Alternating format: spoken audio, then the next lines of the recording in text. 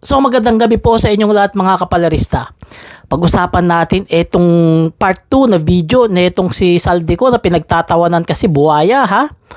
Ang daming mga discrepancy dito sa video part 2 na nilabas ni Saldico.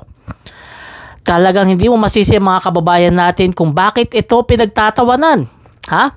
Una, yung date ng pag-deliver ng pera hindi tugma sa sinasabi ni Saldico. Dahil ayon kay Saldico, ang dinideliver ng pera galing papunta kay Pangulong Bongbong Marcos ay galing sa budget na 2025. Yun ang sabi ni Saldico. Pero yung mga pera na dinideliver nila, ang mga date ay 2024 pa. Paano nangyari yun? 2024, dinideliberasyon pa lang yung budget para sa 2025. Tapos 2025 yung sinasabi niyang pera na galing sa 2025 budget na dinideliver kay Pangulong Bongbong Marcos, dyan pa lang sablay na. Pangalawa, hindi tugma yung sinabi nila ni Orly Gutesa. Ang sabi ni Gutesa, yung mga maleta ay rinowa. Pero etong mga maleta ni Saldico, parang pinicturan lang na maleta ng mga OFW. May mga tali pa na ribbon sa handle. Alam nyo kasi kapag may tali yung maleta sa handle, ibig sabihin yan, sa mga OFW yan para makita nila, madali nila makita yung maleta nila pag nasa conveyor na.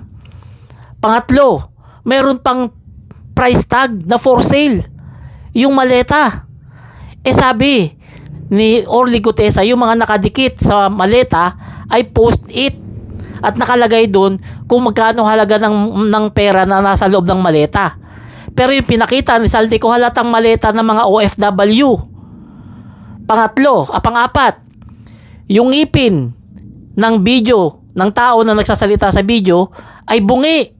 Samantalang yung totoong Saldico ay kumpleto yung ngipin sa ibaba. Pero yung sa AI, yung sinasabi nilang AI ay bungi. Pangalawa, yung totoong Saldico manipis ang kilay. Pero dito hanep nagpakilay. Ang kapal na ng kilay nung tao na nagsasalita dito sa video na to.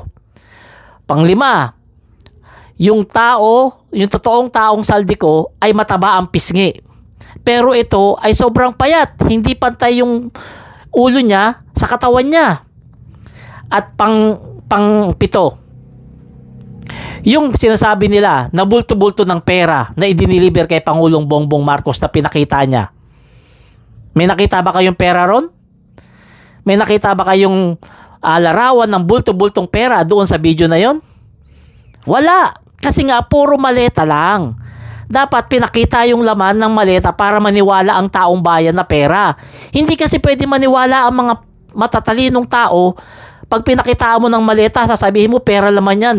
Hindi maniniwala yung mga matatalino dyan. Pero yung mga bobo na mga DDS na mga tanga, maniniwala dyan kasi nga mga bobo Pero kapag matalino, hindi maniniwala dyan. Pag sinabi, laman niya ng pera. Dapat ipakita mo para maniwala ang mga Pilipino. Anong pinakita niya? Puro lang maleta, walang pera. Pero ang kiniklaim na mga bobo ng mga DDS vlogger, pera-pera ang diniliver kay Pangulong Bongbong Marcos. Alam nyo kasi, ang dali lang gumawa ng mga kwento. Ang dali lang mag-akusa ng mga tao. Ang dali lang pagbintangan yung kapwa mo. Pero ang mahirap, yung patunayan yung mga akusa mo. Doon sa may problema.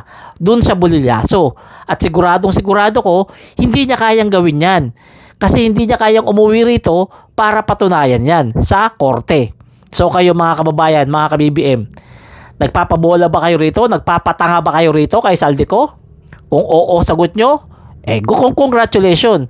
Kasi talagang certified na DDS kayong tanga-tanga. So hanggang dito na lang. Salamat.